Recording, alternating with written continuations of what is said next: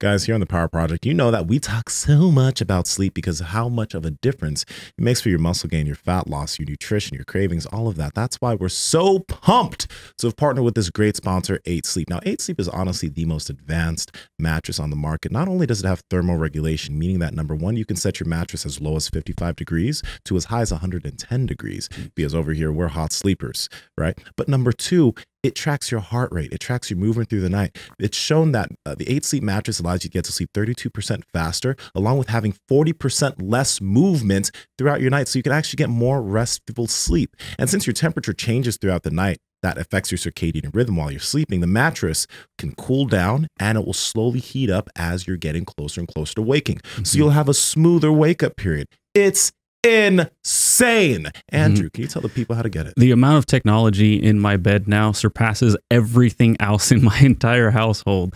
So it's kind of a weird flex to talk about like how advanced my bed is when most people want to talk about their TV or their, you know, their Xbox or whatever it is. But for us, it's definitely our bed because it's that freaking advanced.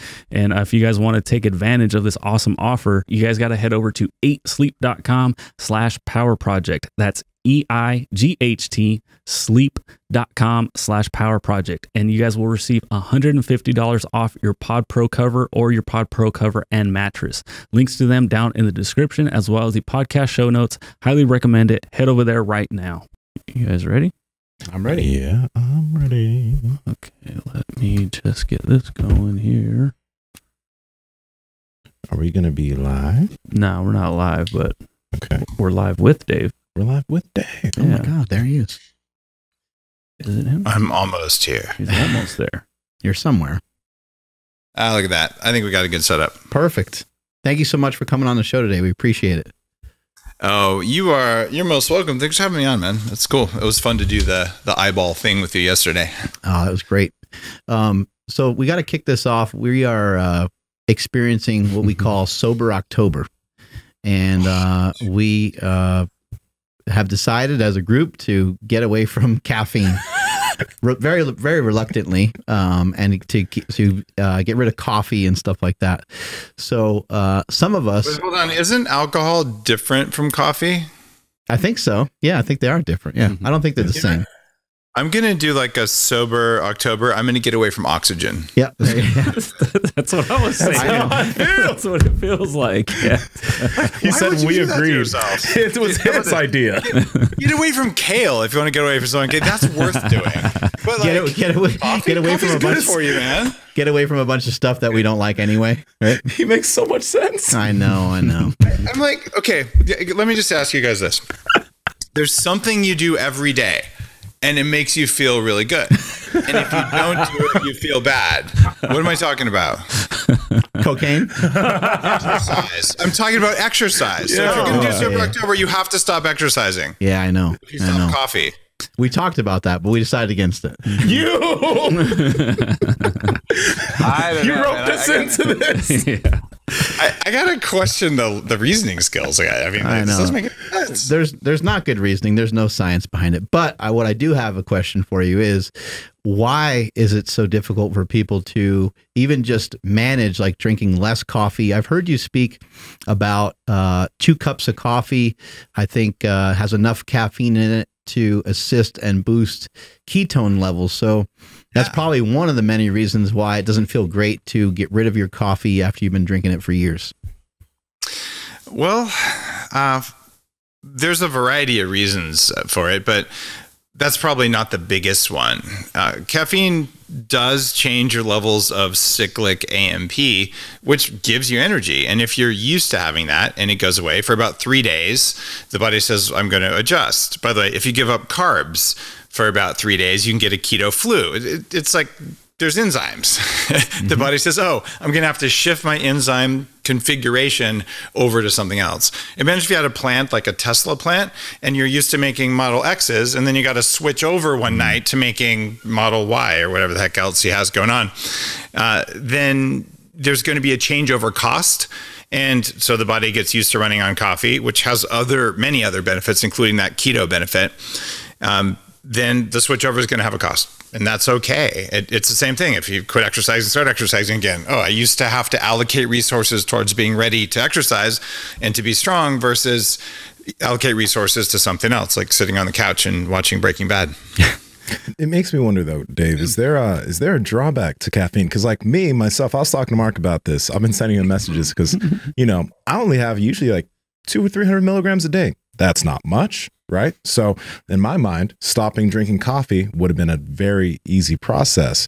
But even my levels of motivation for the past few days, I have no problems with that. But even my levels of motivation were affected from that lack of 200 to 300 milligrams of caffeine. So it makes me wonder, is it really that good for me to drink that coffee? Like, I'm like, if I'm this without it, what the fuck is going on? Maybe it's still the withdrawal period, but I'm just trying to figure out, is this actually that good for me in the long run? Well, what would happen if you didn't exercise for 3 days? I mean, I kind of said something like that earlier before, but just because you feel worse without it doesn't mean it's bad for you. It actually probably means it's good for you. Huh. Yeah. Now you could say, well, Dave, that's not true of cocaine. Feels really good, not good for you. So the heuristic, the way of thinking, the problem solving math that we all do unconsciously in our heads is around that. Oh, well, if I need it to feel strong, it's probably something that makes me weak. That's not valid, rational thinking, because I can show you 2 cases. Cocaine, not good. Caffeine, well, how many hundreds of studies is it going to take about coffee, and insert name of any disease you can think of, insert aging, insert keto, and all of them come out in favor of coffee within limits. If you're one of the approximately 10% of the population who has a problem with genes and your detox system CYP34A in the liver, and you're a slow caffeine metabolizer, you probably should have 1 cup or no cups. And there are some people who they just can't have any caffeine from any source. I know 50 times more people say, oh, I can't have caffeine, but they can eat chocolate and they can drink soda. They just can't have coffee. Their problems with caffeine, their problems with moldy coffee. And a lot of those people have become customers of the stuff that I make because I can drink that and I feel fine. I drink that and I feel wrecked. The same thing happened to me. I gave up coffee for 5 years. What's the last thing you heard? Years. You're saying that you maybe stopped coffee 5 years ago or 4 or 5 years? Good deal. I stopped coffee. Looks like it's back. You're back. You're good. You're good. I stopped coffee not 5 years ago. I stopped coffee 4 or 5 years before I started Bulletproof, my last big coffee company. And I did it because coffee would make me feel tweaked. I would drink it, and an hour or 2 later, I would want sugar, and I would just kind of have this feeling of anxiety. It was like physical anxiety in my body. And I said, I must be allergic to coffee. And one of the things that led me back to this was I came back from Nepal and Tibet, where I'd done a bunch of meditation. I drank a cup of coffee that didn't make me tweak, and the next day, a different cup made me tweak. And I'm like, wait a minute, it's something else. So what we're dealing with here is sometimes it's not just caffeine, it's not just coffee, it's other variables that we don't even think about. So now we're saying, okay, what's your genetic profile? How many cups is good for you? Are you getting caffeine, or are you getting caffeine plus chocolate polyphenols, plus matcha, plus coffee, all of which have their individual benefits, plus whatever fermentation byproducts are there in the chocolate or the coffee, or even certain kinds of tea like pu'er tea, where the fermentation byproducts are generally good for you. So we don't know any of those things, and we think it's just caffeine, but it's not. It's a complex web that affects your microbiome as well. But we do know up to 5 cups a day, with actually more is better.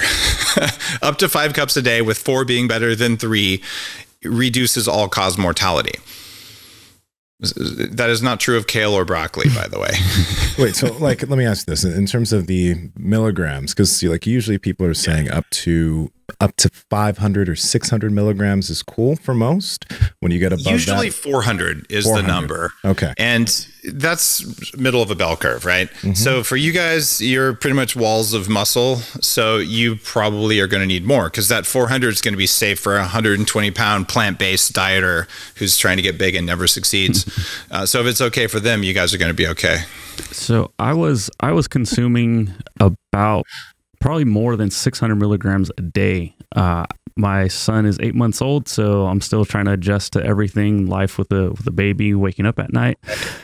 So far, I'll say I'm equally as tired as when I was taking caffeine. I don't have that extra pep in my step, like right to when I walk into the office, but throughout the day, the lulls are still there, period. The one thing that is completely different, and I'm curious if you know how I can help cure this, because of the caffeine withdrawal, I am getting some pretty severe headaches. Like even my vision's getting weird. And so what is going on there? And is there anything I can do to help alleviate that? Because that so far, everything else, it's like, well, I'm tired. Like I can get through it. I'll go work out and kind of get the energy back up. But the headache, man, it will suppress everything else and make life just kind of shitty without coffee. Watch him say drink coffee. Well, I'm just going to have to say this. If you punch yourself in the face and it hurts, pre-ice your face before and afterwards, or you could not punch yourself in the face.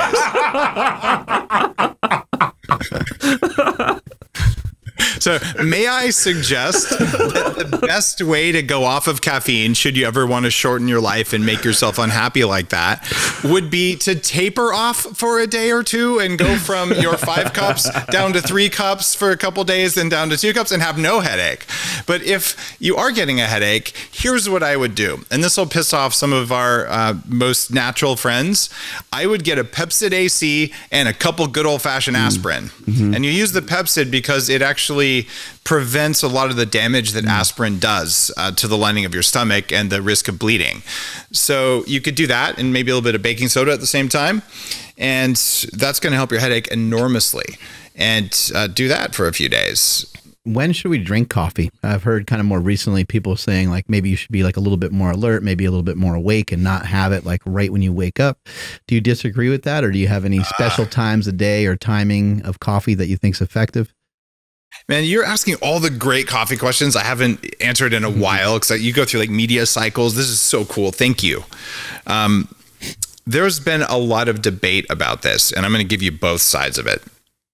There's one group that says, oh, wait an hour before, right? That is terrible advice and great advice at the same time, depending on who you are. And here's how to tell. If you're someone who wakes up early, like if you're the early bird, you wake up at 5, you got pep in your step, you're super happy, tons of energy, and you go to bed early, you should wait an hour, right? Maybe even 2, whenever you want. If you're someone who says they force me to wake up at 8 a.m. and I do it because that's the latest I can possibly wake up and still get to work on time, have your coffee when you first wake up. And so the answer is, who are you? What's your circadian rhythm like? So the night owls need coffee when they wake up, and the morning people need coffee later. So there isn't a right answer there. The reason for this, though, is I think really interesting because I'm a bit of a nerd about it, and it has to do with your acid-alkaline cycle and your circadian rhythm. And when you wake up, there's a cortisol spike. And I think you guys know about that. Anyone who's into serious strength knows you should have like a rise in cortisol in the morning. And a lot of weightlifters will actually use bioidentical cortisol either to suppress or enhance biological functions. It's like thyroid hormone. You can use it for a variety of reasons. And if you're low on cortisol and you take some, it can make huge differences. So in order to get energy in the morning, you should have a cortisol spike in the morning. And this is why people who are night owls, their cortisol spike isn't early enough. And when you drink coffee, you do get a mild cortisol spike that is not bad for you at all. It's normal. But if you can use it to raise cortisol earlier in the morning so you can become a little bit more of an early person, that's great. But if you wake up at 5 a.m. ready to jump around and sing, then you already have cortisol then, and you should take it a little bit later to get that spike in cortisol. So there's a cortisol circadian rhythm that happens, and the most important thing is it rises in the morning, so when you get out of bed, you have enough blood pressure that you don't fall over and then get eaten by a predator. That's why it all works like that. But there's also an acid-alkaline cycle that's really interesting for athletics specifically. People say coffee is acidic. You should quit drinking it. But they do say it like that. Those same avocado eating little vegan kind of people. By the way, I was a raw vegan for quite a while, so I'm kind of talking about myself here. They'll tell you, but lemon and lime, those are alkaline. That rhymes. How does that work? Have you ever tasted a lemon or lime? Do those taste alkaline to you? You ever push a pH meter in there? No, they're highly acidic. It's what's called fruit acids. And fruit acids are acids. Okay, they're not alkaline foods. They're acidic foods that metabolize to become alkaline. Guess what kind of acids in acidic coffee? Fruit acids that do the same thing. So then now we have to ask ourselves, what is the role of acid and alkalinity in strength and power and endurance? Okay. Now, it turns out that the spike in acid is energizing and is good for power. And if you let that continue, though, what happens? Lactic acid. Okay, that's not good for endurance. This is why in a marathon, you see people drink some baking soda around, mile 16, mile 20, they actually do better because they're able to help handle the acid load better. So in an ideal endurance world, you start with acid and then go to alkaline. What does coffee do? Start with acid, go to alkaline, which is why it's good, because throughout the day, even if you're not doing crazy exercise, you just have a bunch of meetings, you want energy to start and then alkalinity to endure. And you can do that with coffee. That's another reason that you've heard me and many others like Charles Poliquin, where did I first? It was probably Wilson's book on adrenals a long time ago is where I first heard of this. But you can do lemon or lime in water with a bunch of salt in the morning. And the reason you do the salt is because the salt also helps with that rise in blood pressure, and it makes it easier for the body to make a little bit less cortisol and still get the blood pressure you need. So, basically sea salt, water, morning, then coffee is the ideal way to do it. And if you want that extra boost, have some MCTs. That would be good to have in the coffee as well. And a little bit of butter in the coffee, or a lot if you need the calories. Like if you want energy because you're a big guy, because you have a lot that day, you can add more. But at least a teaspoon of butter, because it changes the structure of the water in the coffee so that your body can use it to make ATP more readily without having to process it the way it has to process normal water that you drink. So there's a lot of weird biochemistry going on in here, but I tell you, man, after 10 years of Bulletproof Coffee, people have lost 1 million pounds on it. So many pro athletes and, fighters. I mean, football, just name a pro sport where there are some number of people who go, yeah, I do that, or some variation of it, because it works. And those are some of the reasons. Why is it that you can drink Bulletproof Coffee and still be quote unquote fasted? There are so many people get really mad about this. They get upset. And these are usually the calorie people. Mm-hmm. Right, you guys know them. So there's like a group of super angry, look, a diet soda is better for you than a regular soda because it has less calories. And they always talk in that voice. And it's exactly the same voice as the vegans who are like, you're killing animals, not knowing that they just destroyed habitat with their dumb garbanzo bean stuff. So like... this just happens, right? And so sorry guys if I offended either one of you. Let's see, we've got the keto people as well. Like if you have another carb, you're a bad person. But it's this really kind of radical perspective on things that I don't think is really working. So I know you asked some other question in there, but I got all excited about. Oh yeah. Just how can drinking Bulletproof Coffee, which does have calories, how can? So now we have the calorie angry people, mm-hmm. and what they'll tell you is calories are all that matters, and they're just wrong. Okay, and at this point, it's been disproven so many times. When you have the calories and what the calories are composed of matters. Macros are important, for God's sake. If you're going to argue against that, there's no point in having a conversation. So then you have people say, but I looked at the fasting studies and the mice only had water. Mice don't have espresso machines. Duh. Okay. They didn't test it. Right. But then you look at every fasting tradition throughout the world. I don't care if you're looking at Ayurveda, you're looking at China, you're looking at Russia. What do they have? Tea. They're not drinking water. They're drinking tea. Right. And there's a reason for that, because it works better. And now you could say, but Bulletproof Coffee isn't just coffee. It has other stuff in it. It has calories. Well, you look at what are the hallmarks of a fasted state. The hallmarks of a fasted state are two hormones that really matter, or one's a signaling compound. There's insulin. Okay. There was a test, probably in the second or third year after I brought Bulletproof Coffee out. Some third-party guy went out there and tested 300 breakfasts to figure out which ones raised insulin the most. Bulletproof Coffee was number one for zero effect on insulin and blood glucose. It does not change at all. Now, if you have a cup of coffee, black, it's probably going to go up a little bit because cortisol goes up because the caffeine hits you more quickly. Cortisol goes up a little bit. Cortisol and adrenaline will release a little bit of glucose. So Bulletproof Coffee slows the absorption, or I should say any coffee blended with fat, but Bulletproof Coffee is the brand I make. It slows the absorption of caffeine so you don't get the hit quite as fast. So this was the most stable. So if insulin doesn't go up at all, your body thinks you're fasting. The other part of fasting that you guys are probably really familiar with based on the diameter of your biceps here is M-TOR, right? M-TOR is a compound that tells the body to go into grow mode, and it's independent from testosterone and all the anabolic stuff. So what's going on with M-TOR is that it's like a spring, and you want it to be low so you'll live a long time and you won't grow cancer. And you want it to periodically go really high so you can put on muscle, right? And I don't have biceps like you guys, but I'm doing pretty well. The New York Times says I'm almost muscular, which is what I want to be for anti-aging, right? I don't want to be like plant-based because then I could only wear like stretchy pants and stuff, you know, like the little stick ones. What I want to be instead is I want to have enough muscle mass that I don't have to deal with sarcopenia. I'm strong, I'm balanced, and I don't think I want to be quite as big as you guys, although sometimes I'm like, man, that'd be fun. I could go there, but then I kind of balance it out. Plus I'm lazy. So M-TOR, how do you do that?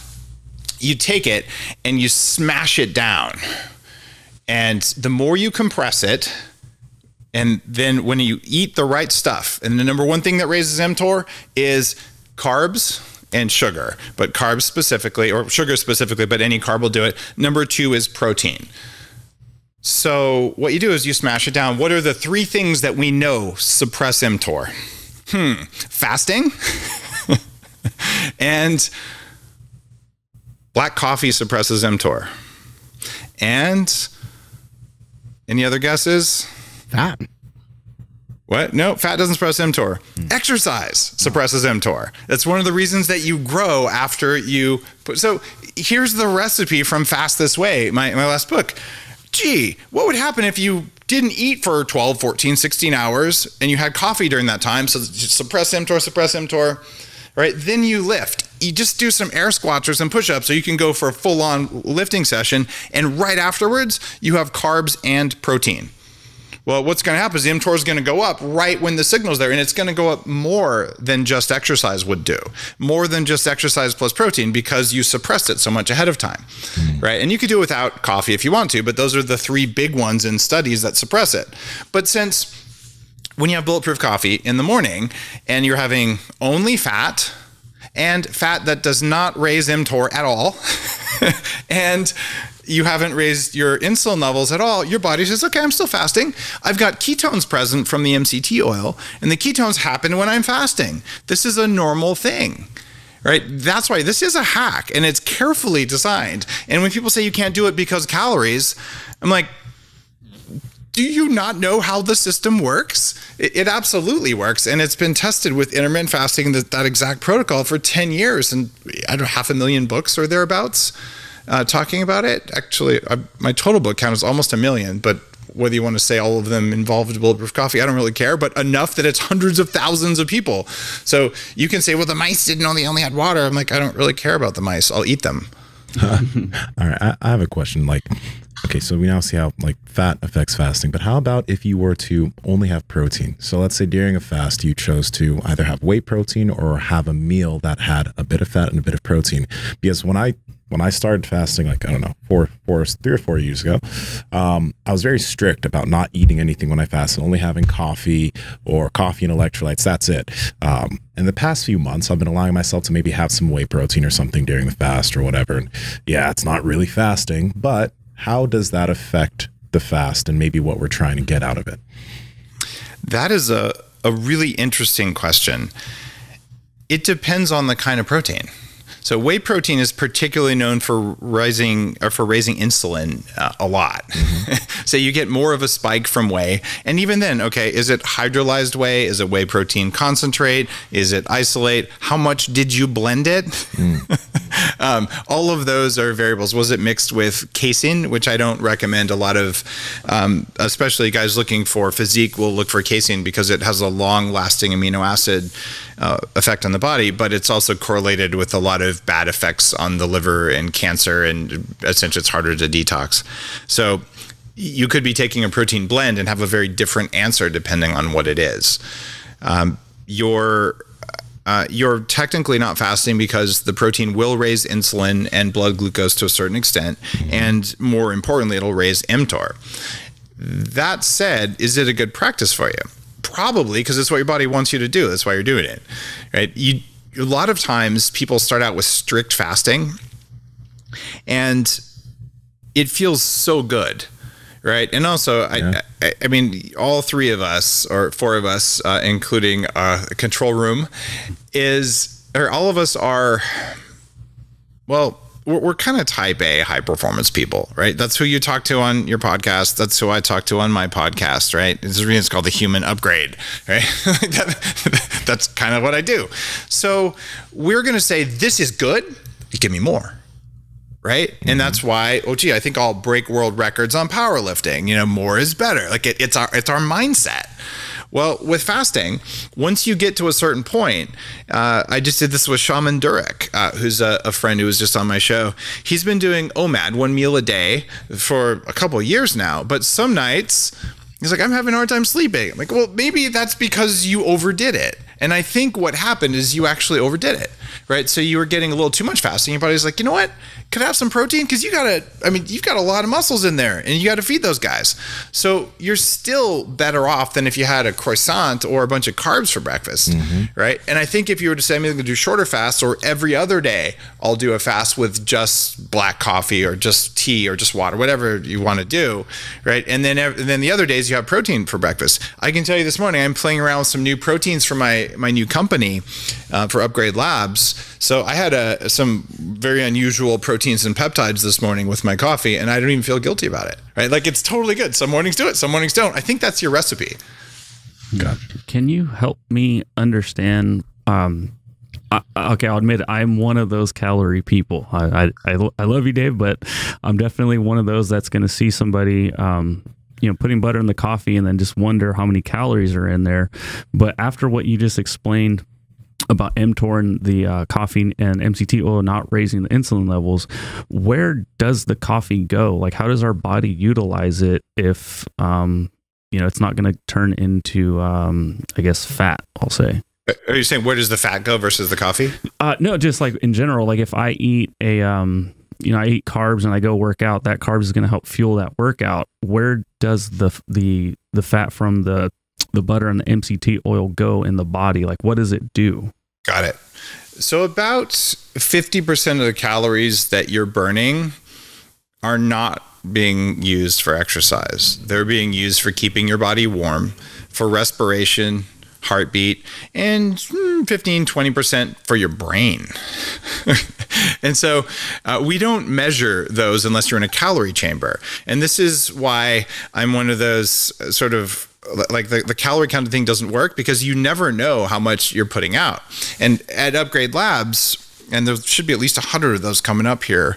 So I'm looking to make this more available. One of the pieces of gear that we use can tell you very accurately your basal metabolic rate. And mine's, depending on where I am in life, between 2,700 and 3,000 calories a day. And that's what it's going to take. But if it's cold outside, it's different than if it's warm outside, right? And like, how are you going to know all this stuff? So what you're doing is you're picking a number. It's a fictional number that changes every day. And then you're going to tell yourself that you know how much is in your food, which you don't, unless you weigh everything. And even if you weigh everything, do you know those cashews, were they summer cashews or winter cashews? Because the amount of sunlight they got and what was in the soil can change the calories per gram in a meaningful amount. So what we have here is I'm convincing myself that the number of calories I'm eating is real, and I'm convincing myself the number of calories I'm burning is real, and those are both fictional numbers. That said, you lock someone in a calorie chamber and you control and measure every single calorie. Will they lose weight? If their body works right. If they have hormone problems, they still won't lose weight. And I have very knowledgeable doctors who've been on my podcast saying that that's the case.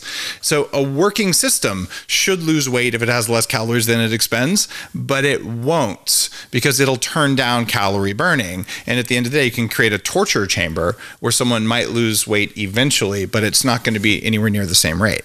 So where does the fat go? Well, MCT oil cannot, okay, so let me be accurate here. There's 4 kinds of MCT oil. Okay, the cheapest and most abundant MCT oil is called lauric acid. It's a C12. It can be stored as fat. It is basically sold as an MCT oil. Companies like Onnit will put it in there and tell you it's good for you. The problem is it actually doesn't metabolize like an MCT oil. The name MCT came from a chemist, not a biochemist. It should be categorized as a long chain fat, but it's so cheap and abundant, we do fracking with it. We take coconut and palm oil, we break it into its little constituents, and we take that one that there's so much of it, we put it everywhere. They make soap out of it, or they inject it in the earth to get natural gas out, or you sell it and tell people it's good for them if that's how you roll. I don't do that one. So that's the very abundant MCT in coconut oil. So I'm going to take that one off the list. There's 3 MCTs left. Okay, one of them, C6, is the disaster oil. It's the disaster pants oil. Yeah. So that one, you do not want C6. We're not going to be eating that stuff. So we take that one off, and we only have 2 left. And I swear I'm not going to flip you guys off. I was like, is he going to do it? So I was like, how am I going to do this? Right. Okay. So what's left is C8 and C10. So we're going to take, there, I did it. We're going to take Impressive. we're going to take C10 off. C10 cannot be stored as fat. It doesn't raise ketones nearly as much as C8, which is the one I've been recommending since I started writing about this stuff in 2011. So C8, 5 years after I started, I can feel the difference. Studies came out at UC San Diego that showed C8 raises ketones way more than anything else. And both C8 and C10 cannot be stored as fat. C6 won't be stored as fat because you'll shit it out. And C12 will be stored as fat. So basically, the MCTs that I would recommend using can only be metabolized for energy. They don't go into fat. So that's pretty cool, right? And then you're saying, okay, what about the other calories? You need a teaspoon of butter in order to get the molecular changes in the water. That's what, 36 calories or something? And you can go up to, several tablespoons. And some of the highest dose recipes I've talked about are 400 or more accurately 360 calories. For the first 2 years of going bulletproof, you are going to have a craving for grass-fed butter. You're going to just be like, oh my God, I need it. And I'll put as much in my coffee as I can. It's hard to put words to it, but it's like an addict. And I finally figured out why. The half-life of fat in your body is about 2 years. It's 700 and something days. So what's going on here is you have too much omega-6 fat in your body. Your cell membranes, more specifically your mitochondrial membranes, and the cardiolipin, which is one of the major energy-making parts of those, is full of bad fats. And the second the body gets a chance to say, you mean I can have some stable saturated fat in there instead of this unstable omega-6 that you've been feeding me in excess? It makes you crave the butter. And after 2 years, you've replaced half the fat in your cell membranes with stable functional fats that are saturated. And then all of a sudden you wake up one day and go, I only want a teaspoon of butter. I only want 2 teaspoons of butter. I don't need that like I did. So that's a very long answer to your question. And the answer is, where does it go? It can go in metabolically, and the body says, now that I have the building blocks to make healthy cells, it will burn calories to fold proteins and change your cell membranes. Okay, it takes energy to do that. So where do we account for that with calories? Well, you're rebuilding the body, but you're not rebuilding more muscle. You're rebuilding the batteries, the power plants, the manufacturing plants with better building components. So that's where some of the butter goes. And the rest of it can go to fat, but what's going to signal the storage of fat? Insulin that wasn't present. You put out a famous tweet. You either said calories are dumb or calories are stupid, and it just flamed everybody. Everybody went crazy over it. But it sounds to me that you're maybe just saying that it's not maybe a super accurate account of what's happening. But it does appear to me, and appears to a lot of people, that it can be effective to track what you eat and to pay attention to the overall amount of energy that you consume, even though there's a lot of nuanced stuff, like food labels can be quite a bit off, and our energy output could be way off. But is it fair to say that like somebody could lose weight if they're tracking their calories and paying attention to it, and maybe previously they weren't doing that? You can lose weight by tracking your flavors too.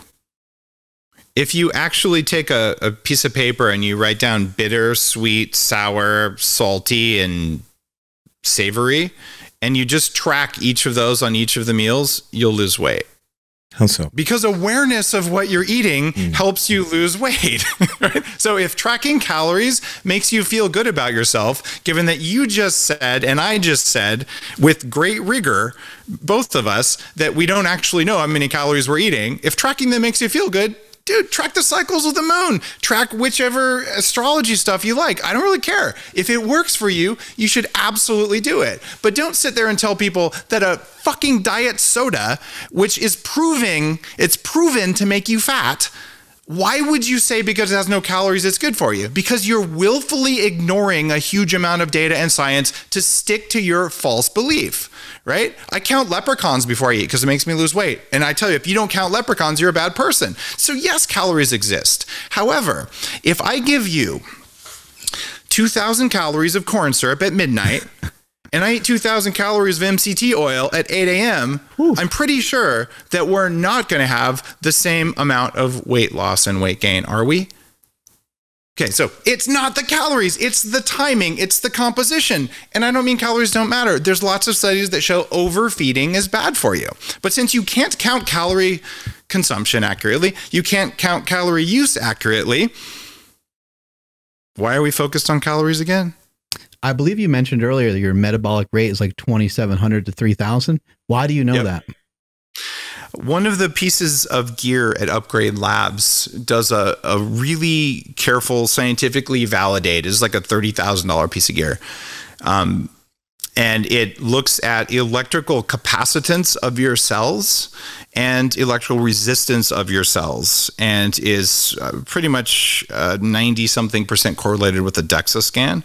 And that's the most accurate thing that you can get without a calorie chamber, or possibly like one of the VO2 max things that you would do looking at respiratory volumes and things like that.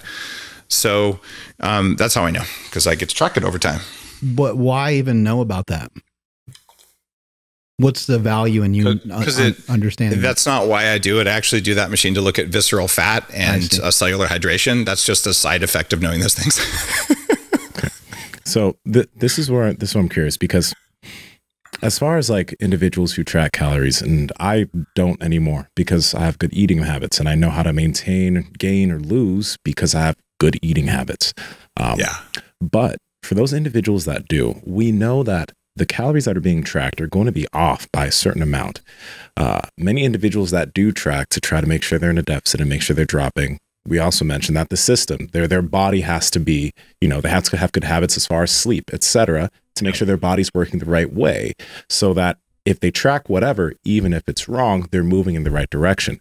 So this is the thing, though. This is why I don't necessarily understand the idea of calories in, calories out being wrong. I understand that that's not the whole idea, but when you're tracking something for a set amount of time, if that measurement is wrong, you'll still make changes based off of the thing that you've measured. So now if you choose to eat less based off of the measurement that's wrong, you eat less and you start moving down, you're now dropping.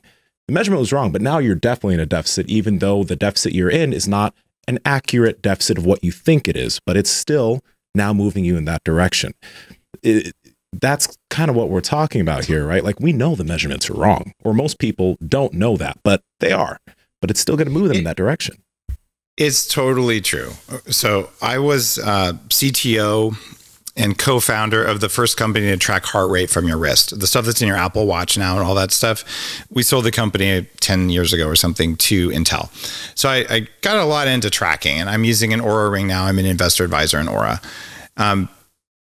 Provably, all of the data on your sleep, your heart rate, and your respiration from any tracking device is off by some amount, right? And the algorithms are pretty good from Oura. There's another company called Sleep Space. I've interviewed Dan Gartenberg. He can take this data and has a better picture of sleep.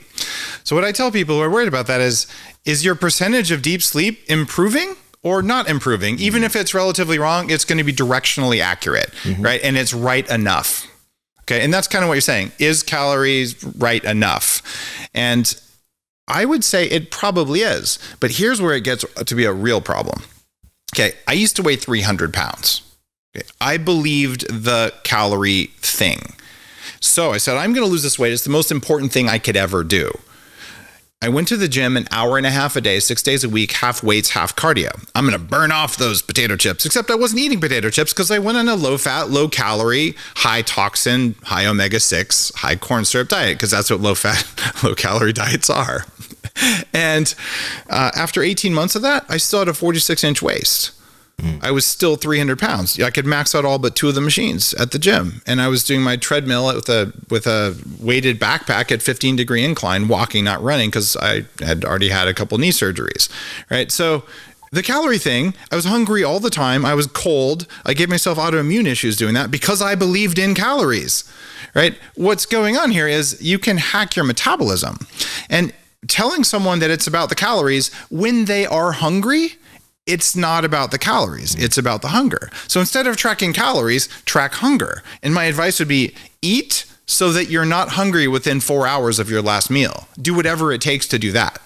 And if you do that, you will lose weight more reliably. So track your hunger and your food cravings. Remove the foods that cause the cravings, right? Eat until you're full and you stay full for 4 hours and don't have snacks. But what most people who track calories do, unless they're exceptional, and you guys are top tier, you know, you're power lifters and all that. But the vast majority of human beings, I was so hungry, I just had one candy. I remember I interviewed a woman in the UK in London, and she said, I have no food in my house because I have such severe cravings and I know calories. I have to keep my calories down so I won't be fat, even though I'm already fat. I just don't want to get fatter. So if I want to eat, I have to leave my house, go downstairs to the grocery store and buy something. Then I feel ashamed about it. And in the office, I know where every drawer with candy is, and I do my best, but every day I have some candy. And the first day she has MCT, butter, and coffee, she calls me at the end of the day crying. She said, the first day in my adult life, I didn't have candy. Okay. This is not a calorie thing. The belief in the calorie myth creates enormous human suffering. And it's not accurate that you've said and I've said. Hunger is what matters. And telling people that they should not eat because of calories, it's like telling people don't have sex. Like, how well has that worked in teenagers? Are you still trying to diet on chicken, broccoli, rice, dry turkey? It's no fun. And a lot of people avoid steak, but one of our sponsors, Piedmontese Beef, has amazing cuts of steak, some that have really low fat, like their flat iron steak that has 4 grams of fat and 80 grams of protein per steak. And then their ribeyes, which are just amazing, juicy, and fatty. So there's no reason to diet with chicken anymore. Andrew, can you please tell the people how to get Piedmontese? It's over at Piedmontese.com. That's Piedmontese.com. At checkout, enter promo code Power Project for 25% off your entire order. Head over there right now.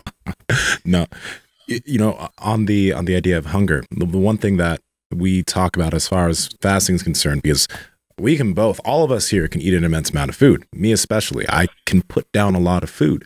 But the thing that fasting has been able to give me over the past few, like 4 years, is absolute hunger control. Like, isn't it cool? Yeah. Like, I don't feel, even when I feel hungry, I can eat later. I can just do that one meal later. Yeah. That's not a big deal. The muscle loss hasn't happened. It's not I'm going to die signal, right? Yeah. Yeah. And it used to be that way. It used to be that when I would eat, I'd get frustrated, I'd get annoyed, I'd have to get a meal in at that point in time. Right now, without that caffeine, it's kind of a little difficult, but but that's some donuts and let you sniff them and remember they have calories. Yeah.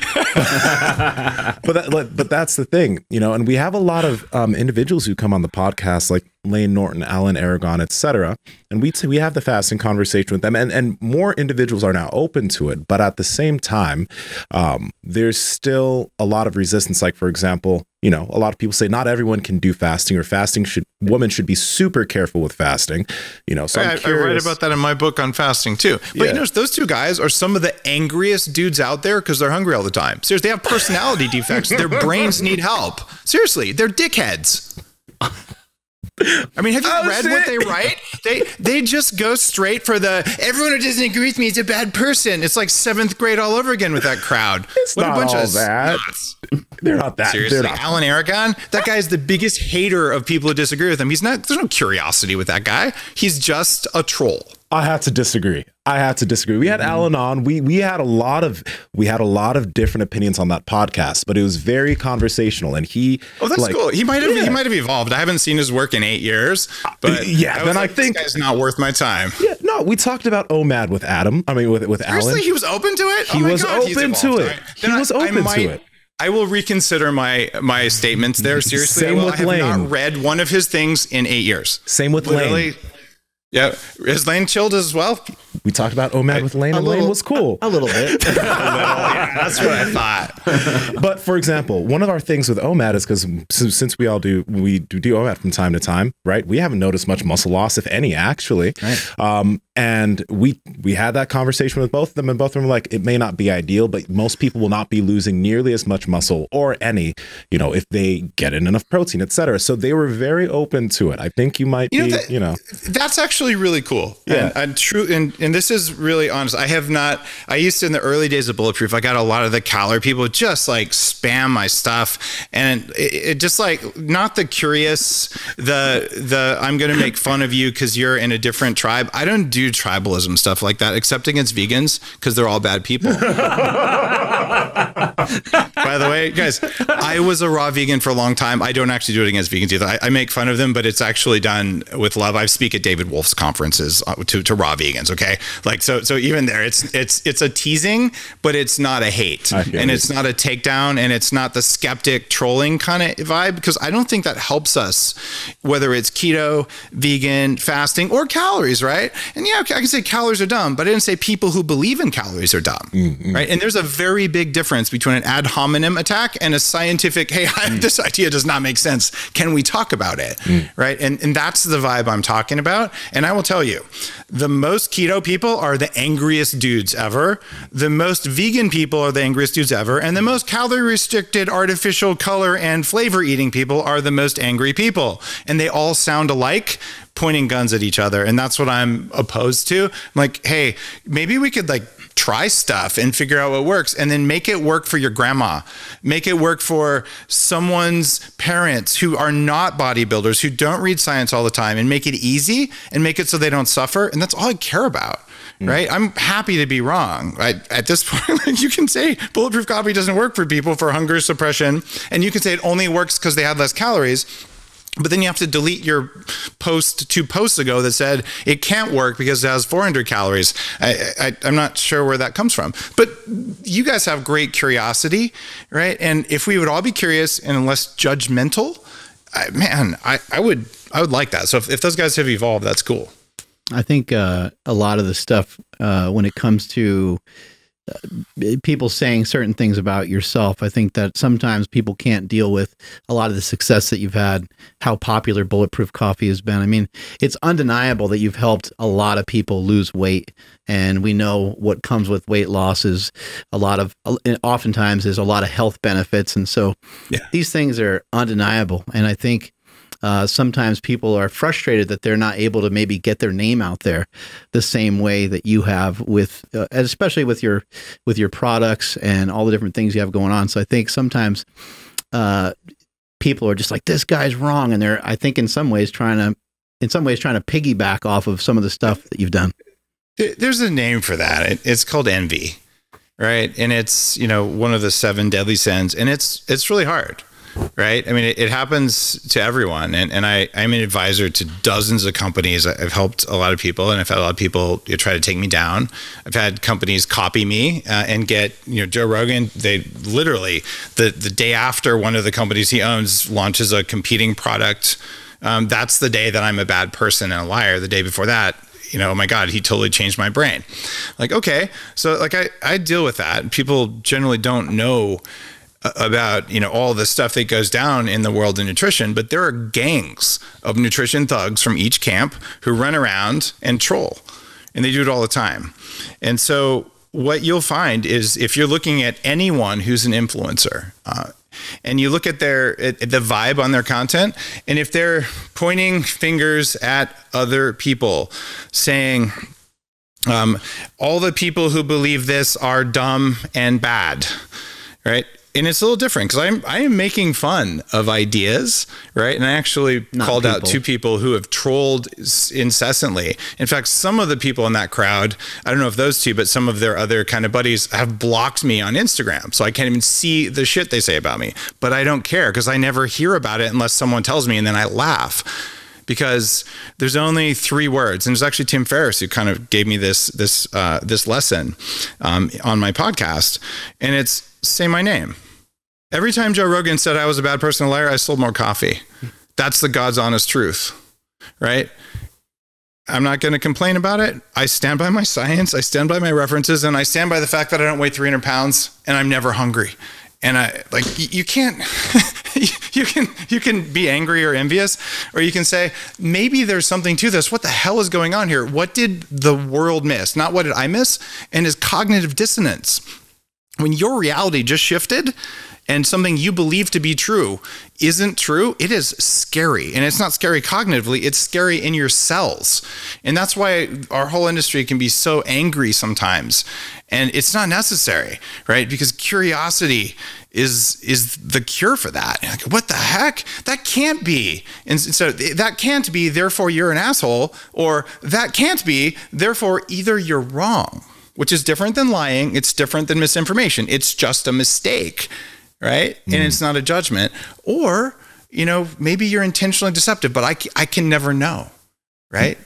Was your fight with Joe Rogan on his show, was it worth it? And what were your feelings kind of after the show, where you're like, man, I just made a big mistake, or I'm proud of myself for kind of standing my ground in something I believe in? I was on a show 3 times. I came on there. Okay, you guys are not going to believe. I didn't know who the heck Joe Rogan was. I have never listened to a podcast in my life. Okay. There's a 250 million downloads of Bulletproof Radio. Oh, shit. And it's top 1% of all podcasts for 10 years. And I've never listened to a podcast. I never even listened to one of mine. Like, they go out the door and they're done. I don't have time for that. I absorb through reading 10 times faster than listening. I can't stand doing it. Right. Even ones that I know are full of info. I don't have time for that. So I don't know who Joe is. And so a guy calls me up and says, you should go on the show, hooks me up. I go down there and just tell the truth. And the next day, Joe, I'm so grateful for this. He's like, this Bulletproof Coffee, like, it's completely changed my brain. And Joe's super ADD, right? So Bulletproof Coffee works very well for that kind of brain. I have the same kind of brain. I get it, right? So he's in there sloshing it around in a French press, and right before we are on the second time, and it's super cool, right? And the guys at Onnit are like, hey, we want to sell your MCT oil and your coffee. I'm like, all right, that's cool, right? I was already doing pretty well. This was a bump for sure. And then the third time I came on, Joe's kind of like, well, what's the secret sauce? And I'm like, I'm not telling you the secret sauce, man. Neither is Coca-Cola going to tell you what's in there, but I can tell you it's expensive and it's hard. After that show, there was a bunch of back and forth in writing saying, Dave, you lied. Joe said, Dave, I think you lied on the show. I want to see your process, and I'll sign an NDA, non-disclosure agreement. It says it'd be confidential. I said, great, Joe, I'll be in LA next week. Let's meet. It's 80 pages of documentation. You can read it, but you can't take copies. He wouldn't take the meeting. And then 6 months later, when he decided to, say something bad about me, I emailed him and said, Joe, why would you do that? Like, I offered you the thing in writing. I was afraid you'd manipulate me. So what's going on here is the same cognitive dissonance, the same, I want this, and all that stuff. So am I grateful for it? Yeah. And I can tell you, it completely messed with my head. In a big way, because when you're helping a bunch of people and your social media is full of people going, Dave, thank you. I lost 100 pounds. My teenagers don't have pimples. And like it's changed a lot of people's lives. I mean, more than I could ever understand. And then to go from that to, Dave, you're a charlatan snake oil salesman and all, it took me like a little bit of work on that. So I'll just say, yeah, I'm grateful for it because it got the word out more, and it taught me some lessons about resilience, how to deal with trolls. And it also taught me that only about 4% of people are the trolls. These are the sociopaths and psychopaths. And there's about another maybe 20% of people that, I'm not saying Joe's one of those, just to be really clear here. I'm just saying that the trolls, the people who get off on that kind of stuff, controlling and causing pain in others, that's about 4 or 5%. And then about 20% of people have a little bit of that vibe going on. So you ban the 4%, you block them from your account, and it's all peace. It was really 300 douchebags coming after me that looked like 10,000. Diet soda makes you fat. We can't get off this podcast without you clarifying what that means, because a lot of people drinking diet sodas are like, oh, what are you talking about? I drink some diet soda. So do I. Oh my God. Hold on a second here. You guys gave up coffee, but you drink diet soda. Let me just we were talking about that. We were talking I don't about really drink diet soda very, very often, first of all. That was actually the only stipulation I had with this whole thing, because Mark had said, no caffeine, no this, no that, no fun, and no diet sodas. I'm like, whoa. I'm like, I need something. So I drink I drink a lot of 0-calorie sodas, because that's kind of like that's my go-to right now. So I'm curious what you're gonna say coming up. But yeah, it really does make me wonder, because and does it matter the kind of diet soda? Hell yeah, it matters. What's going on there is, if you have stevia or monk fruit, you're probably fine. And I would do that. And you have that in your electrolytes, whatever, go for it. There's some little biological effect from stevia in some people, maybe. There's mixed research about that, but it's small. It's NutraSweet or aspartame. And that and sucralose are the two really bad ones, and ACE-K is in the middle. So ACE-K causes benign nodules to grow on your thyroid. That actually happened to me in the late 90s, because when ACE-K first came out, I'm like, this stuff is the best sweetener ever. I'm super Atkins, right? And I ate a lot of it, and then the doctor said, God, you got weird stuff on your thyroid. I did my research, I quit it, the nodules went away. So I have concerns there that aren't about obesity. You might get away with ACE-K, but I don't recommend it. Sucralose is what happens when you chlorinate sugar obsessively, and it turns out your gut bacteria shift dramatically from sucralose, and most especially from NutraSweet or aspartame. And there are studies, PubMed studies, that show that NutraSweet causes obesity and metabolic disease despite the intention of limiting caloric intake.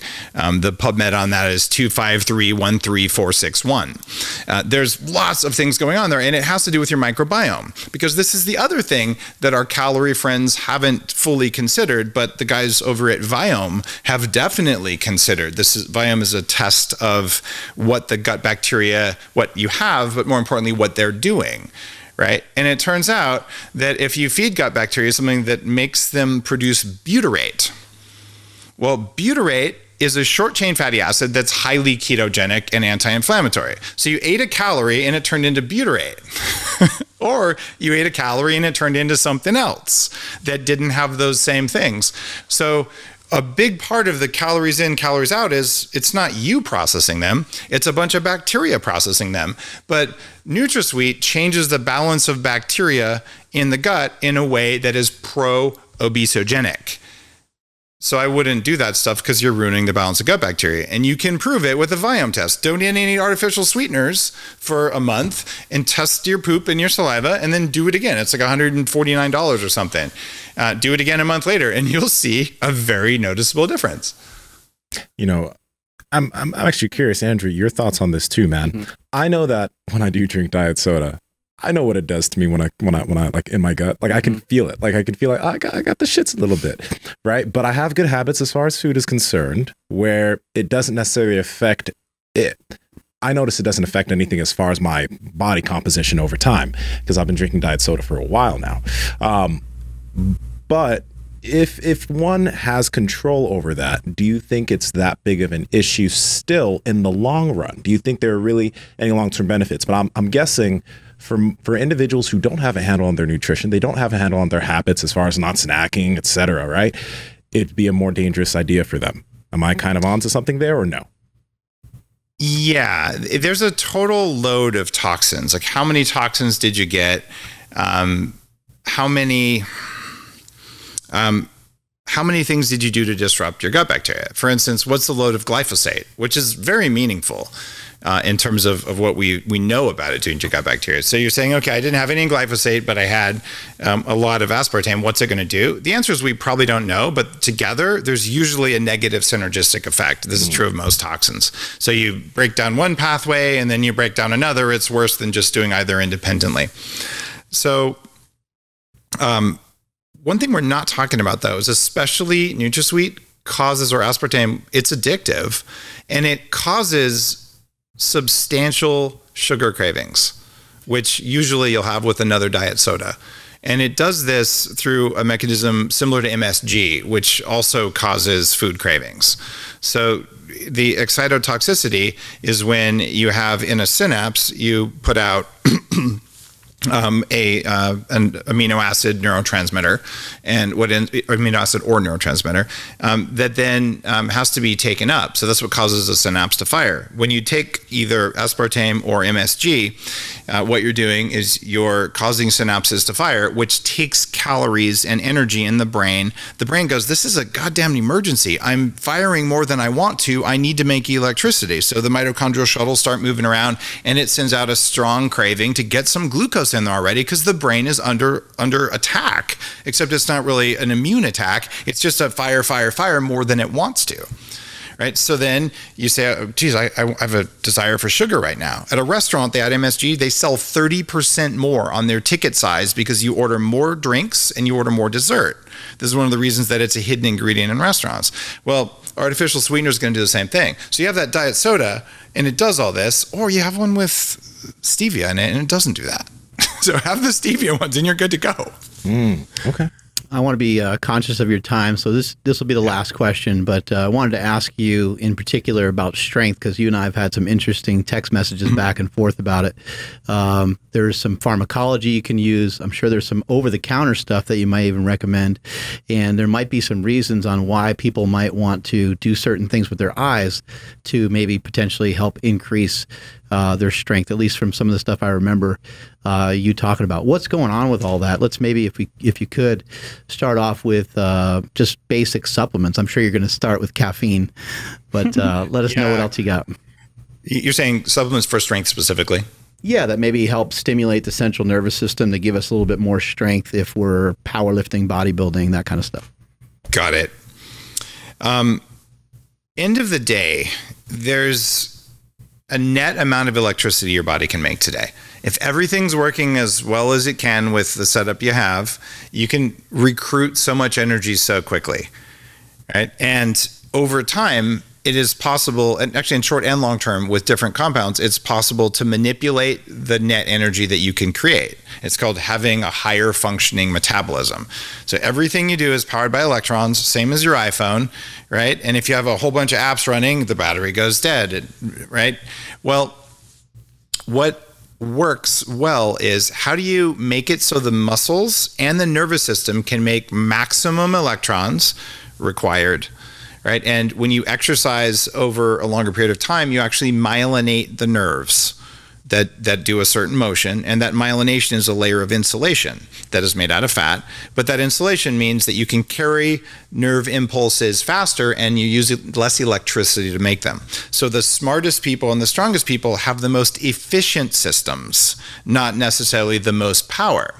And what I am encouraging people to do in all of my books, both for cognitive and physical, is to have maximum power production and maximum efficiency at the same time, because that's what leads to the state of high performance in meditation as well as it does in the gym. Right? And one of the things that makes a difference is removing distractions, because part of the system, but not the only part, that lets you lift heavy is your brain. It's your mind, right? So there's the self-limiting beliefs. I can't do it. I'm never going to be able to do it. I'm not strong enough. I'll get hurt, blah, blah, blah, blah. Okay, there's that.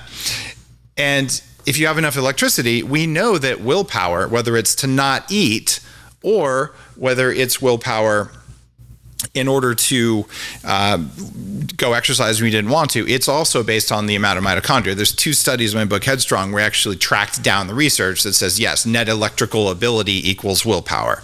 And you can deplete that. So if you're in the gym, and you might have seen this, okay, there's a hot person wearing very short shorts in front of you. There's music on, there's people everywhere, and you want to do a max lift. Is it going to be your max? Your brain was tracking too many different distractions, right? Okay, so that is a waste of electrons, right? Meanwhile, if you kind of go deep, you've got the hat on, you've got things, and you're just really focused, it's a different lift. Okay, some of that is I'm scattering my electricity, my attention around there. So from a supplement perspective, how do I just have more energy? So when I scatter it, that's part of it. The other one is how do I focus? So I'm going to set aside the focus mindset thing, and I think you guys know a lot about that, and that's a part of any showing up in any profession, whether it's a sport or not, is that side. And then how do we waste less? One of the intriguing things is TrueDark, my company that makes those glasses, the ones I sent you. Try hitting a max lift wearing those. Look for 4 to 6% more weight because the brain is less taxed. So equal sides of the scale, lower useless load or increase power. So what would I do if I wanted to go in and really recruit a lot of power? You want good mitochondrial function. Things like acetyl L-carnitine are really good. I'm a huge fan of D-ribose as well. And a lot of times people, especially if you're in a low carb kind of keto state, you're saying, I don't really want to do that. It's a sugar. I think there's great evidence that that's going to help you make more ATP over the relatively short term. And you might find someone who says, oh, that can't be true. I found a study that says it doesn't work, but it's usually a study in isolation compared to all the other stuff you're doing. So I've seen a lot of time when that makes a huge difference. Over time, creatine and trehalose are things I'd be looking at. Creatine for water really makes a difference in the muscles. It also helps to make ATP. You guys ever play around with trehalose? No, never. It's actually in my fasting gum that I'm coming out with soon. Oh, okay. Oh, well, there you go. So trehalose is one of the most powerful ways to break a fast. Just kidding. That's not true. I'm just messing with you. Trehalose in small amounts absolutely isn't going to break a fast. But what it does do is it increases hydration in the cells dramatically. So trehalose is something you're not going to lift heavy this time, but if you use it for a couple of days before, it's like creatine. It gets into the cells, and it's going to help. I think if you're doing it in conjunction with a compression shirt or slingshot, all that kind of stuff, that also helps. And people don't oftentimes think about the effect of compression. When you squeeze cells, well, they're actually a little smaller, right? Because there's the same number of cells. Well, inside each cell, there's electrons, and they bounce back and forth, not one time, millions of times. And this actually comes from studying network engineering and AI stuff early in my career. But when you're looking at latency in a system, how long it takes to go across something, even a 10% reduction in cell volume, if something's going back and forth a million times, it actually matters a lot. And so this is one of the reasons I'm a huge fan of compression during any sport, because it's going to increase the efficiency of electron flow, because those electrons don't go from here to the muscle. They go bounce, bounce, bounce, bounce, bounce, bounce, bounce, bounce, bounce, like a lot on the way down there. And compression matters more than you'd ever think. Then there's magnesium, like pretty straightforward things like that. Having adequate minerals is, I think, also... and electrolytes is also underappreciated in most sport, but I think you guys are pretty on to that. I'm guessing your audience is too. Just curious, real quick. Do you still do red light therapy? Is it still as effective as you believe it is, or is it? Oh, yeah. My company, TrueLight, is doing very well. So TrueDark makes my glasses and TrueLight makes the light therapy devices. But there's been some really good breakthroughs in the last 5 years in that space. It turns out there's two kinds of red. There's infrared, which are well known. I've been talking about this for 10 years, but there's a bunch of studies now about some of the frequencies in the amber spectrum. So I've added those to my devices. And then there's also pulse. It turns out pulsing changes the impact of the light on the body. And you can say it doesn't make any sense. Light is light. It shouldn't matter. I don't care if it should matter. It does matter in studies. Let's figure out why. So there's a signaling thing happening from light. There's a total power density from light. And then there's a spectrum thing from light that helps with wound healing. And there's lots of studies that show that, and helps with collagen thickness and collagen resynthesis. It's pretty cool time in the world for light therapy right now. Okay. Awesome, Dave. Thank you so much for your time. Tell us on your way out here about your new gyms that are popping up and any new books that you might be working on. Nice. Thanks, man.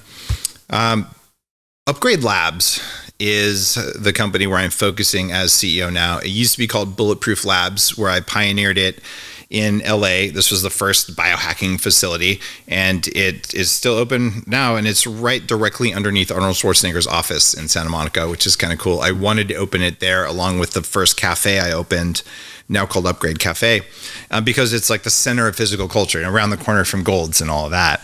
And Upgrade Labs is something that uses tech for people who either are pro athletes and need to recover really quickly, or for people like me who are saying, I would like to get as much benefit to be metabolically and physically healthy and strong as much as possible in the minimum amount of time. And so we're using a variety of artificial intelligence assisted things to put on cardio fitness about 8 to 10 times more efficiently than riding a spin class, and put muscle on about 3 times faster than you can do with weights. But with weights, you can do a whole bunch of other muscle systems that I'm never going to touch. This is about people who either don't have it, or you've used some of the gear here, right? I mean, you can max out a chest press, but if you want to do, a reverse thing for your tricep, that's not what I like. That's not it. If you want to sculpt your body and be super powerful, you go to a gym. You want to get minimum effective dose. And that leaves enough time left for neuroscience.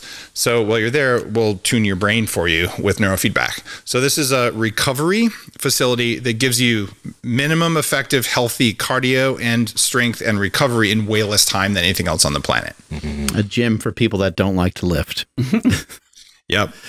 And you could say that, right? And the funny thing is, most people don't like to lift. Once their metabolisms work, they like to lift. Absolutely. Right? So we can give people metabolic function back in almost no time.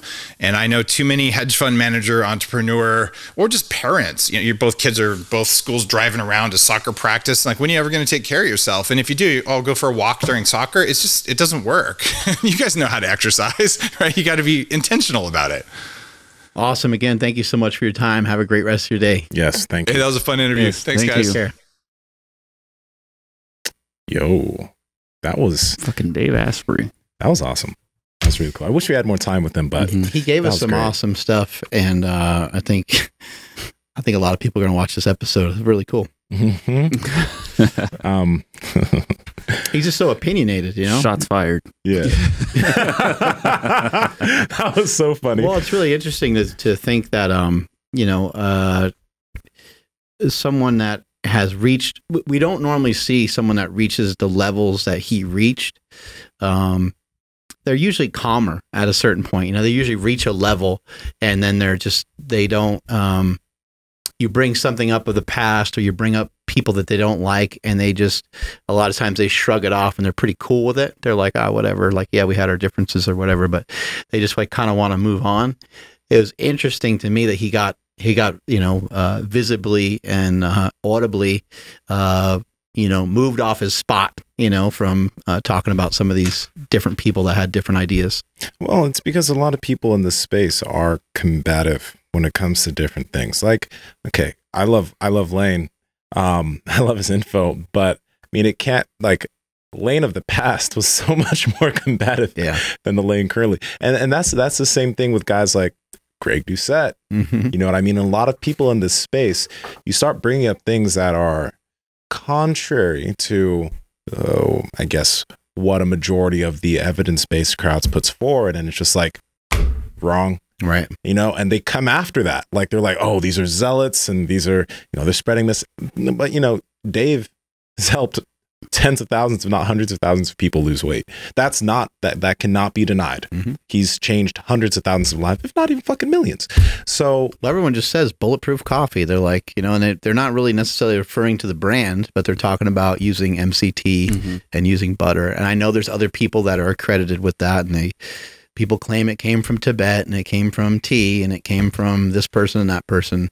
They're like, you don't understand the history, but Dave Asprey is the one that put it on the map. He's the one that took the time to patent it. He's the one that took the time to develop all these, that Bulletproof Labs. I've actually been there before. I think maybe you guys, or one of you guys maybe went with me.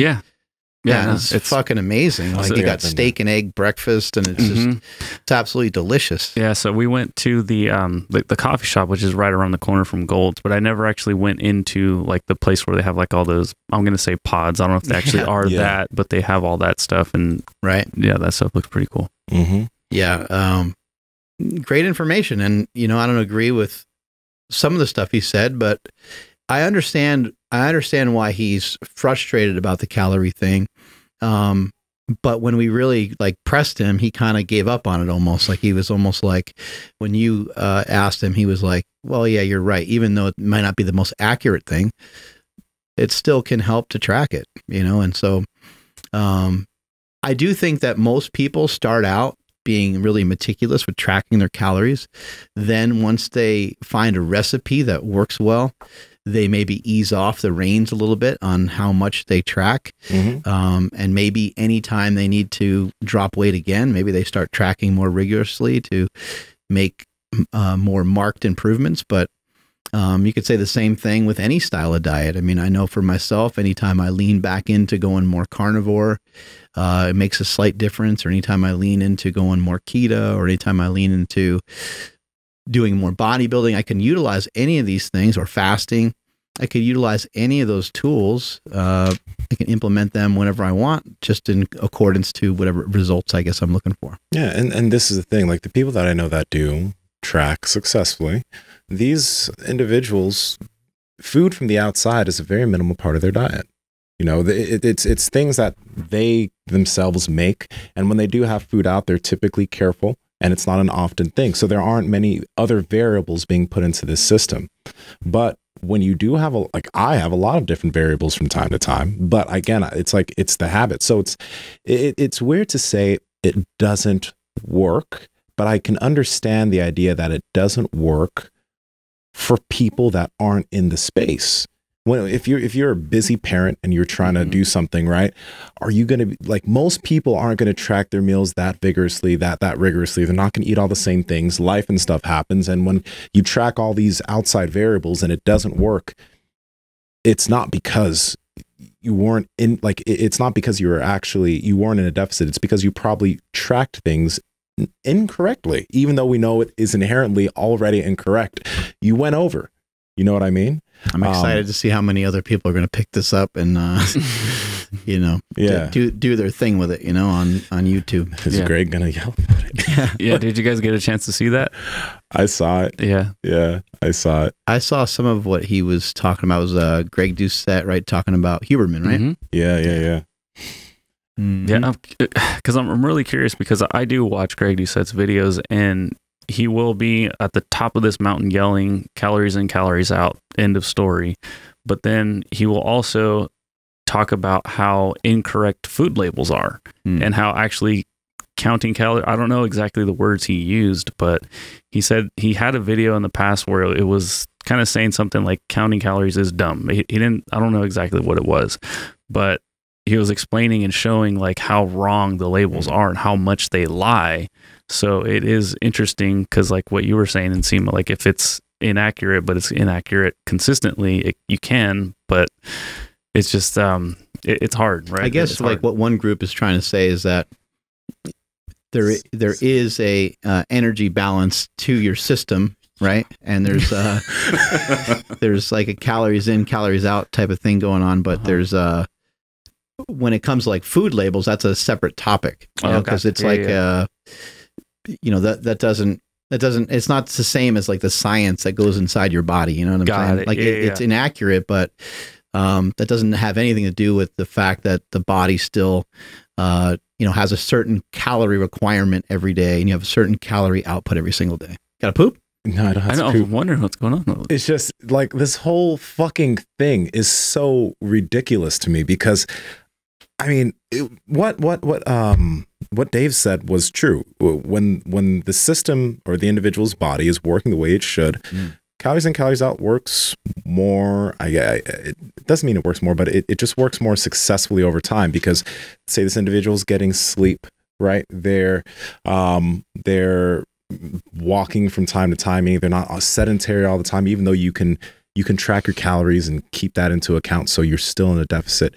It's like most people, there's so many things that are the variables that are out of the way, that when now they try to track, that's not the only thing that makes a difference. Even though they think that they're in a deficit, maybe now they're not walking as much because they're eating less food. So their NEAT is off, and now the energy balance is kind of off. It's like in essence, calories in, calories out does work. It's just there's so many variables that people don't take into account, that it's like a person that's like, oh yeah, I was eating 1,000 calories and I wasn't dropping weight. It's, you know, it's all, yeah, it's, I know people say it all the time. Yeah, I only took this amount of calories in. Yeah. But then what happened when you started taking that small amount of calories in? You probably weren't moving as much. Maybe partially the calories are wrong, but yeah, I was going to say you were tracking very inaccurately. A lot of people, it's inaccurate tracking, and I get it. Tracking is inaccurate already, but a lot of things happen when you start eating a really small amount of food that things balance out. You know, shit gets to be tricky. Losing weight in general is a caloric deficit. Like they're not equal to each other. It is like losing weight. I mean, I realize you can lose water. I realize you can lose a lot of other things, but in general, especially the stuff I've heard from Layne, Norton, and from some other people, and I am a believer to this to some extent, but I don't think that things are this black and white.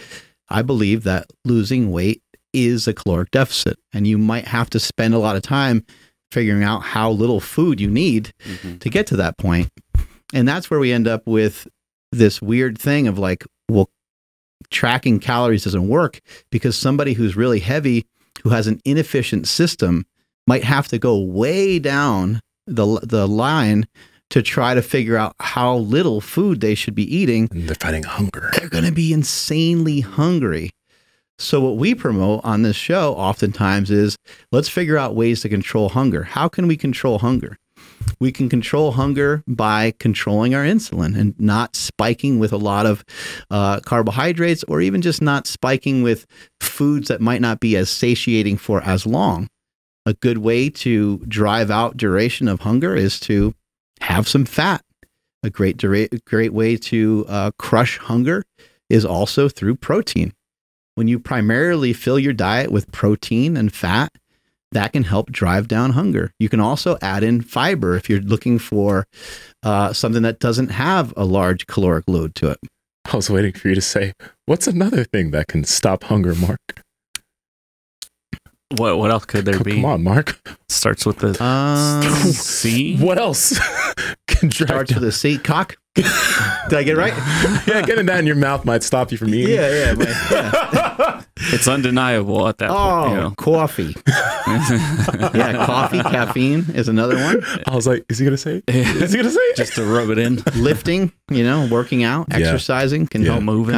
Whatever ways you got to kind of suppress the appetite within reason are all probably good ideas. But I find this to be interesting too, though, because it doesn't necessarily mean that the reverse is true. So being in a caloric surplus a caloric surplus is not weight gain necessarily. It's a little trickier than that. And it's because it would be hard to perpetually, for a long period of time, actually get real great gains off of being in a caloric deficit, or even being dead even with your calories. But the message that you send to your body and the response that we have to training is actually a little bit separate than the demand that our body may have with calories. Because if you eat the same amount of calories as you always eat, you eat 2,000 calories, and out of nowhere you start to weight train, you might end up eating more because your body might say, yo, like, what's going on here?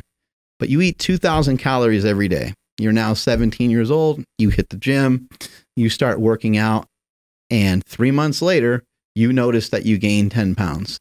I think that theoretically, you don't necessarily need to be in a caloric surplus to have that muscle gain, because the signal of you strength training is independent of nutrients. The only way that it wouldn't work is if you just were simply not consuming enough energy at all, making your body just like almost not able to grow, which you would have to be like in a crazy caloric deficit. So I would even argue and say you could be in a slight caloric deficit and occasionally gain some muscle mass here and there. Absolutely. But not the best, not the best route to go. Not the fastest either. No, it's going to be slower. Like why? Like when guys are saying, you know, I'm trying to gain weight and trying to gain size, and you know, a lot of guys eat in a way that drives hunger, which is why a lot of them end up putting on a lot of excess body fat, because now they're eating all these things like ice cream or whatever that they can get a lot of calories, and then they end up gaining too much body fat, but they did put on a lot of muscle.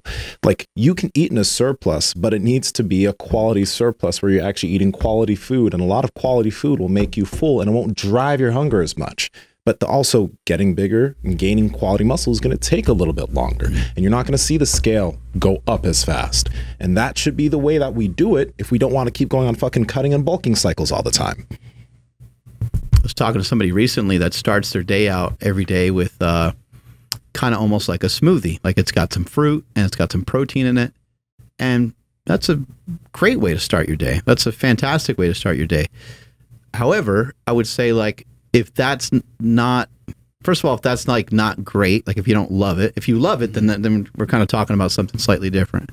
But if it's pretty much just like protein powder, fruit, and water, maybe that's not enough to, I don't know, not enough to like really fill you up. And then maybe later on in the day, you find yourself kind of overeating because what you had in the morning just wasn't like super optimal. I would rather see somebody wake up and have a couple of eggs, or if they were going to go with a protein shake, maybe have the protein shake and actually eat the fruit rather than like blending the fruit, just because you might be able to get a little bit more legs out of some of that energy that you had, because it might be slower releasing, just because it might not, you didn't blend it into a